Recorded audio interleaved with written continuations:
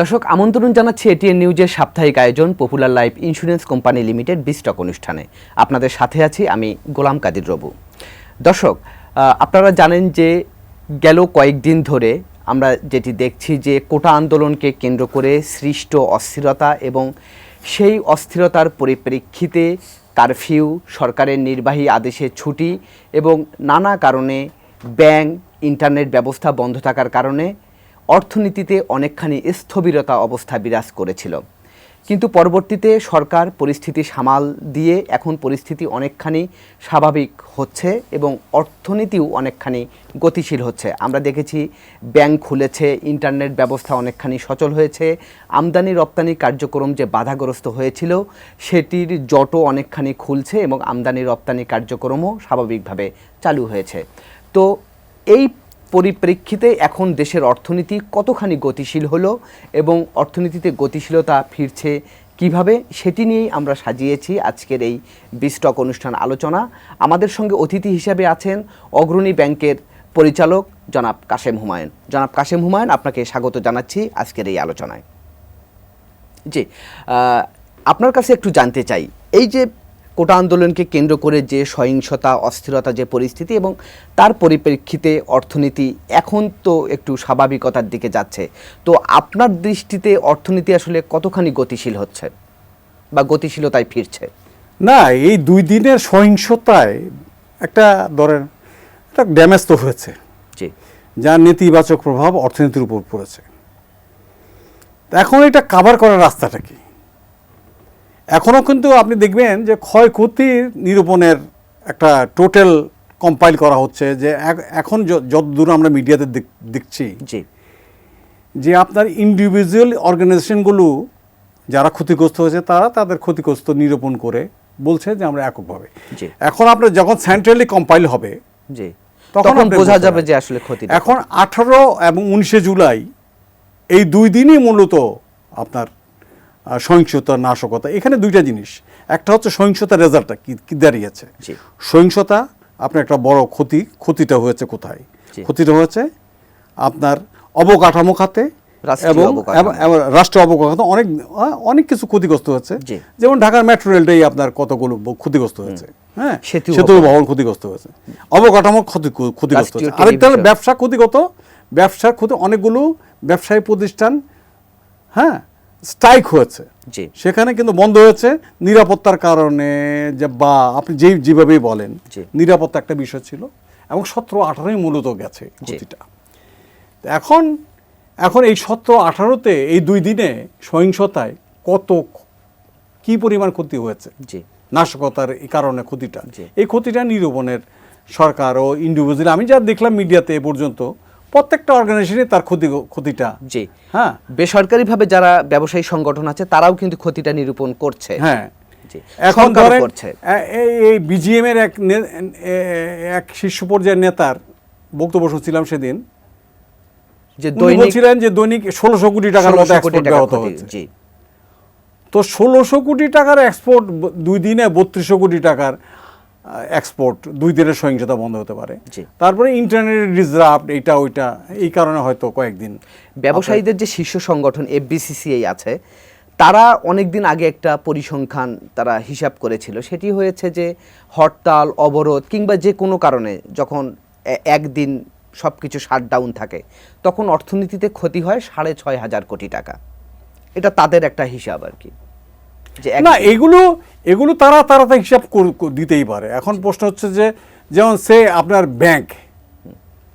ব্যাংকের টাকা যদি আপনার লোন হিসাবে নেন, তাহলে ডেফিনেটলি লোন ছাড়া তো কোনো বিকল্প নেই। ব্যাংকের টাকা নিতে গেলে আপনার লোন হিসাবে নিতে হবে, তো লোনের ইন্টারেস্ট আছে, আপনি ইন্টারেস্টটা দিতে হবে তো আপনাকে, তো ওইটাও তো আপনার একটা খরচের পালায় পড়বে। এখন ক্ষতিটা সবচেয়ে বড় বিষয়, এইগুলি কয় টাকার ক্ষতি হচ্ছে এটা বিবেচ্য বিষয়। সরকার বা বিভিন্ন অর্গানাইজেশন তাদের ক্ষয়ক্ষতি নিরূপণের চেষ্টা করছে, আমাদের সে পর্যন্ত অপেক্ষা করতে হবে। এখন প্রশ্ন হচ্ছে এই ক্ষতিটা পুষিয়ে নেওয়ার রাস্তাটা কি, ওইটা কি? ওইটা একটাই হচ্ছে যে চিটংয়ে আপনি দেখেন, চিটংয়ে কিন্তু অলরেডি গার্মেন্টসগুলো খুলে দেওয়া হয়েছে।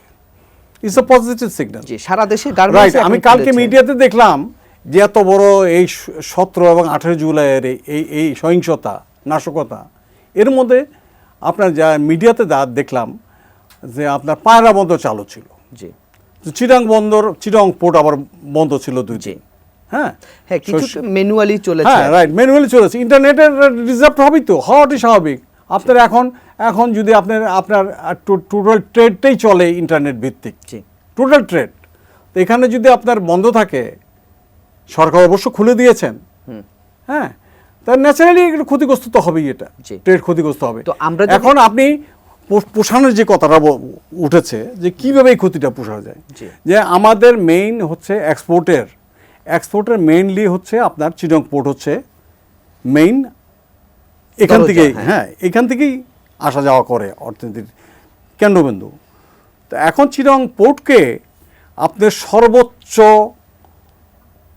মানে আপনার কি সক্ষমতার মধ্যে নিয়ে যেতে হবে। আর দিন রাত আমি জানি না এটার অপারেশন মোটিভটা জানি না, 24 ঘন্টা আপনি চালু রাখতে হবে। চিটাগাং বন্দরে এখন যেটি অবস্থা হয়েছে যে কন্টেইনার জট কিছুটা আছে, যেহেতু কয়েকদিন বন্ধ ছিল, স্বাভাবিকভাবে জট থাকবেই। তো এখন ধীরে ধীরে সেটি খালাস হচ্ছে এবং পরিস্থিতি স্বাভাবিক হচ্ছে। তো আমরা এই যে আজকে যে আমরা আলোচনা করছি যে অর্থনীতি কতখানি গতিশীল হলো, তো আমরা এই বিষয়টা নিয়ে আপনার সঙ্গে আরও বিস্তারিত আলোচনা করার আগে আমরা একটু রিপোর্ট দেখে আসি যে আমাদের সহকর্মী মাহাদি সেকেন্দার একটি রিপোর্ট করেছে আজ যে অর্থনীতিতে গতিশীলতা ফিরছে। তো কতখানি ফিরলো আমরা একটু তার রিপোর্টে একটু দেখে আসি। কারফিউ শিথিলতায় এবং সাধারণ ছুটি তুলে নেওয়ায় গতি ফিরছে অর্থনৈতিক কর্মকাণ্ডে, উৎপাদনে ফিরেছে শিল্প কারখানা, খুলেছে শেয়ার বাজারও, আমদানি রপ্তানির পাশাপাশি চালু হয়েছে ইন্টারনেট সেবা, মিলছে ব্যাংকিং সহ অন্যান্য সেবাও। ব্যবসায়ীরা বলছেন কারফিউ থাকার পাশাপাশি সীমিত ইন্টারনেট ও ব্যাংকিং কার্যক্রমের কারণে এখনও বেগ পেতে হচ্ছে তাদের। ইন্টারনেট কানেকশনটা কিন্তু স্মুথ না। আমি আজকেও সকালবেলায় হোয়াটসঅ্যাপ চেষ্টা করলাম, হোয়াটসঅ্যাপ ঠিকমতো স্মুথলি চলছে না। ইমেল যতগুলো আসছে, আমি গত 1 সপ্তাহের ইমেলগুলো আমি গতকালকে বিকেলে পাইছি। ব্যাংক খুলছে, আমাদের এখন লেনদেন শুরু হয়েছে, আমরা এখন এক্সপোর্টের জন্য এক্সপোর্টের এলসি খুলতে পারতেছি। তবে কারখানা চালু হলেও রপ্তানি লক্ষ্যমাত্রা পূরণের শঙ্কায় ব্যবসায়ীরা। টার্নওভারটা আমরা ফিল আপ করার জন্য আমরা আপ্রাণ চেষ্টা করতেছি, ডে নাইট কাজ করে হলেও আমরা টার্নওভারটা আমরা ফিল আপ করবো, কারণ আমাদের এটা এক্সপোর্ট করার বিকল্প কিন্তু আমাদের কাছে আসলে কিছুই নেই। প্রায় 10-15 দিনের একটা গ্যাপে আমরা পড়ে গেছি। এখানে একটা জটিলতা ছিল, বিশেষ করে মাল গুডস রিলিজের ব্যাপারে।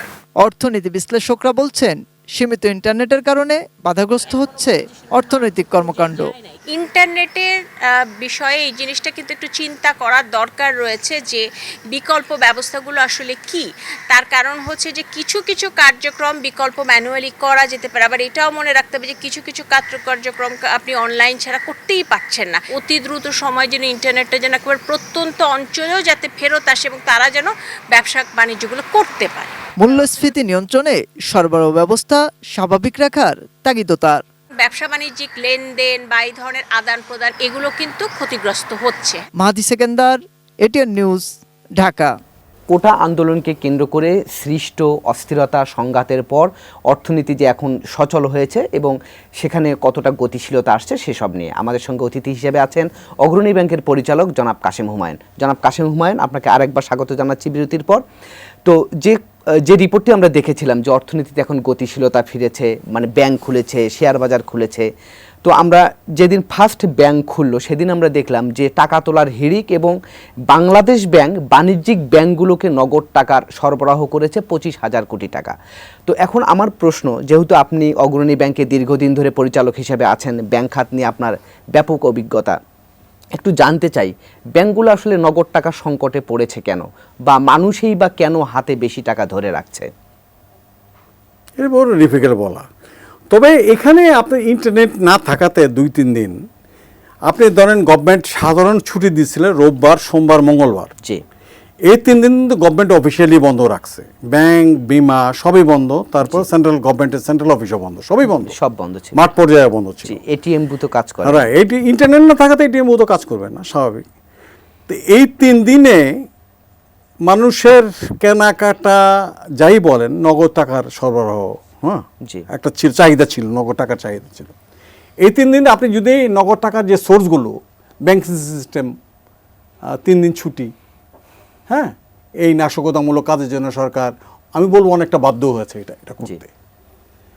এরপরে আপনার ইন্টারনেট না থাকাতে কি দাঁড়িয়েছে, রেজাল্ট আপনি চিন্তা করেন, ইন্টারনেট না থাকে এটিএম বুথগুলো জি আপনার কাজ করে কাজ করে না। 2 নম্বর হলো এটিএম বুথগুলো টাকারও ক্রাইসিস ছিল, কারণ আপনি আপনার সাধারণ ছুটি থাকার থেকেও তো অফিসে যায় নাই, জি তো ন্যাচারালি আপনার যে সরবরাহটা ওই সরবরাহটা আপনার আবার ATM বুথে বিকাশ, ছিল না। নগদ, Right. রকেট এগুলো এগুলোতেও- এগুলো ইন্টারনেট সেবা তো অনেকটা মোবাইল ব্যাংকিং, ইন্টারনেট সেবা এগুলো এগুলো ব্যাহত হয়েছে।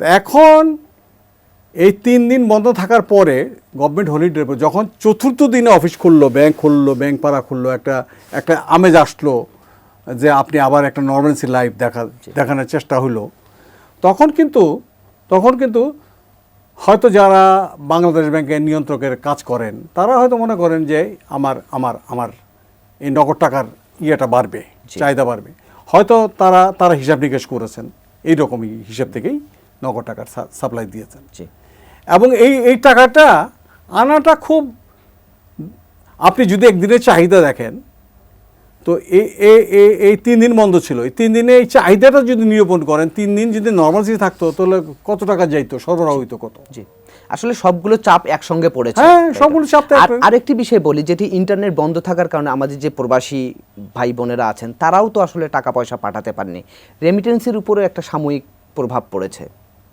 কিছুটা পড়েছে, কিন্তু এখন কথা হলো যে আপনার বিভিন্ন সোর্সে তো টাকা আসে, আমি এটা পাবলিকলি বলবো না, বিভিন্ন সোর্সে টাকা আসে, জি গভর্নমেন্টের চ্যানেলও আসে, নন গভর্নমেন্ট চ্যানেলও আসে, হুন্ডিতেও আসে। রাইট, সেটাই। তো এখন আপনি গভর্নমেন্ট চ্যানেল যদি অফিসিয়াল ডিজার্ভ হয়ে থাকে, হ্যাঁ, তো নন গভর্নমেন্ট চ্যানেল তো খোলা ছিল, নন গভর্নমেন্টের চ্যানেলগুলো তো এটা আপনার বাড়িতে গিয়ে টাকা দিয়ে তার আসে মানে এটা নিয়ে খুব বেশি শঙ্কিত হওয়ার না, কারণ- এটা সঙ্গীত হয় না। আবার দেখেন এই নর্মালি দেখেন গত কয়েকদিনে স্বাভাবিক অবস্থা আপনার কিন্তু যে রেমিটেন্স আসার কথা তার চেয়ে বেশি আসছে এখন, জি আসছে। এখন প্রশ্নটা হলো কোন জায়গাটা, প্রশ্ন হচ্ছে অদূর ভবিষ্যতে কি হবে। কি ভবিষ্যতে আজকে আমাদের এখানে সুখবর হচ্ছে যে ধরেন যে 1 কোটি মানুষের বেশি বাইরে থাকেন, এর 80% হচ্ছে আনস্কিল লেবার, জি হ্যাঁ, 20% প্রফেশনাল, জি। ডাক্তার, ইঞ্জিনিয়ার যাই বলেন। তো 20%-এর মধ্যে আমার যেটা নিজের অ্যাসেসমেন্ট, আমার নিজের আই এম এ রং, জি আমার ভুলও হতে পারে, এটা প্রফেশনাল তাদের ফ্যামিলি নিয়েই চলে গেছেন বাইরে, জি তারা যে দেশে টাকা টোকা পাঠান খুব একটা না, টাকা পাঠান কারা, নন আমাদের প্রফেশনাল শ্রমিক, আনস্কিল জি। লোকরাই, শ্রমিক ভাই বোন। শ্রমিক ভাই বোনরাই পাঠান, তার ফ্যামিলি থাকে এখানে তারা ওই রোজগারটা ওখানে করেন, এখানে পাঠান। জি যে কারণে আমাদের আসলে দক্ষ শ্রমিক পাঠাতে হবে, তাহলে আমরা এটা সুফলটা পাবো। না, এইটা তো আপনি আনস্কিল লেবার, মানে দক্ষ গভর্নমেন্ট তো খুব উদ্যোগ নিয়েছেন স্কিল। যে আমরা আলোচনা আমাদের শেষ করতে হবে, সবশেষ প্রশ্ন একটি করি, সেটি হচ্ছে এই যে আমরা দেখি যে যখনই কোনো পরিস্থিতি তৈরি হয়, রাজনৈতিক মতাদর্শগত মানে বিরোধ থাকতে পারে, কিংবা আমি রাজনৈতিকভাবে আলাদা হতে পারে, কিন্তু এগুলোকে কেন্দ্র করে যে সংঘাত হয়, যে অর্থনীতি ক্ষতিগ্রস্ত হয়, সেখান থেকে আসলে আমাদের বেরিয়ে আসার পথটা কি, আসলে সমাধানটা কি? সমাধানের পথ একটাই হচ্ছে, যারা সরকারে থাকবেন, যারা অপোজিশনে থাকেন, আপনার মুখোমুখি কনফ্রন্টেশনটা বন্ধ করতে হবে। জি আপনি অর্থনীতিকে যদি আপনি বাইরে রাখতে পারেন যে আমরা এই জায়গা টাচ করব না, জি। পলিটিক্যালি টাচ করব না, জি। তাহলে কিন্তু আপনি একটা স্বস্তিদায়ক জায়গায় পাবেন। জি। আপনি মনে করেন এই যে মেট্রো রেলটাই আমি বললাম যে সরকার একটা mega project, G it's is dream of government. বাংলাদেশে এই সর্বায় যেখানে তেল নাই, ন্যাচারাল কিছু নাই, এর ভিতরে এটা হয়ে গেছে, এটা করেছেন। জি আমি ধন্যবাদ জানাই সরকারকে, শেখ হাসিনাকে, মাননীয় প্রধানমন্ত্রীকে, যে এটা করতে পেরেছেন, জি এটা সাহস দেখিয়েছেন, পদ্মা সেতুকে সাহস মানে এটা দেখিয়েছেন। রাষ্ট্রীয় সম্পদ, এখন এটা রাষ্ট্রীয় সরকার। সম্পদ, সরকার আওয়ামী লীগ থাকলো, কালকে আরেক পার্টি আসবে, এটা স্বাভাবিক। এই প্রসেসটা কিন্তু সরকার এবং রাষ্ট্র তো আলাদা, এই জিনিসটা বুঝতে It is a রাষ্ট্রীয় সম্পদ, এটা তো রাষ্ট্রীয় সম্পদ। আপনি আজকে যে ট্রেনে যে বিড়ম্বনা যেটা ডিজার্ভ হয়েছে, এই যে মেট্রো রেলের পুড়িয়েছে, এই দেখেন বিড়ম্বনাটা কি, টোটাল ট্রেন বন্ধ হয়ে গেছে। তার মানে আপনি বলছেন যে অর্থনীতিকে রাজনীতির বাইরে রাখতে হবে। রাখা উচিত। আমি তো মনে করি যারা পলিসি মেকার, যারা রাজনীতিতে, যারা নীতি নির্ধারকের ভূমিকা পালন করেন, যে আমরা এই জায়গায় টাচ করব না, একটা পরিবর্তন যে হয় নাই, তাই না, যে আপনার নতুন আপনি ধরেন আগে কিছু হলেই হরতালের রাজনীতি, হরতাল কিন্তু বন্ধ হয়ে গেছে, এখন শুরু হচ্ছে কি সংঘাতের না এটা ব্লকেট, জি ব্লকেট দিয়ে সংঘাত করে। তো আমরাও আসলে চাই যে আপনার এই পরামর্শটা আমরাও দিতে চাই যে যেটি হচ্ছে যে অর্থনীতিকে রাজনীতির বাইরে রাখতে হবে, সংঘাতের বাইরে রাখতে হবে, তাহলেই অর্থনীতি গতিশীলতায় ফিরবে, তাই তো? তাই সেটাই আমি মনে করি, সেটাই। জি, আমরা আলোচনার একেবারে শেষ পর্যায়ে চলে এসেছি। আপনাকে অসংখ্য ধন্যবাদ আমাদেরকে আপনাকে। সময় দেওয়ার জন্য। দর্শক, এই ছিল আজকের Popular Life Insurance Company Limited বিস্টক অনুষ্ঠান। আগামীতে আবারও দেখা হবে অন্য কোনো বিষয় নিয়ে। সে পর্যন্ত ভালো থাকুন, সুস্থ থাকুন, এটিএন নিউজের সঙ্গেই থাকুন।